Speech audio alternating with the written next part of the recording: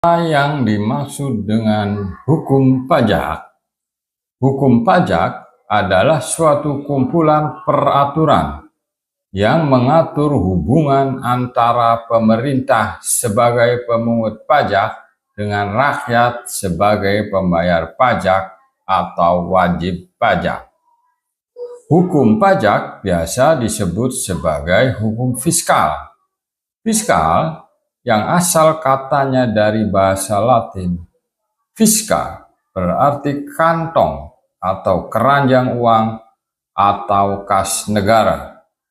Sedangkan istilah fiskus adalah pihak yang mengurus administrasi penerimaan negara, dan di Indonesia fiskus yang paling dikenal adalah Direktorat Jenderal Pajak atau disingkat DJP.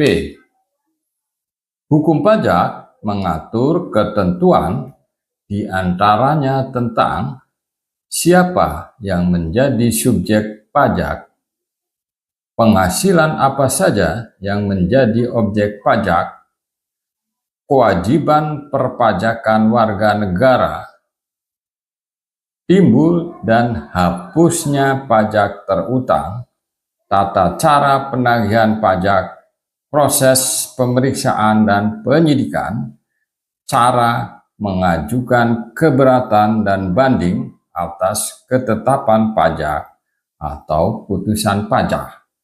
Jadi itulah pengertian dari hukum pajak yang berlaku di Indonesia. Dan hukum pajak tentunya dituangkan dalam bentuk undang-undang di bidang perpajakan. Pada dasarnya ada dua ketentuan atau undang-undang perpajakan sebagai perwujudan dari hukum pajak, yaitu hukum atau undang-undang pajak yang melandasi ketentuan perpajakannya secara formal, dan ada ketentuan perpajakan yang berlandaskan azas material.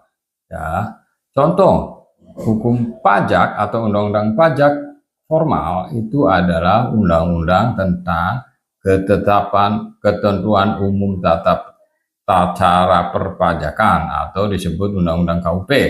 Dan hukum pajak material contohnya adalah undang-undang tentang pajak penghasilan dan undang-undang tentang pajak pertambahan nilai PPN dan PPNBM.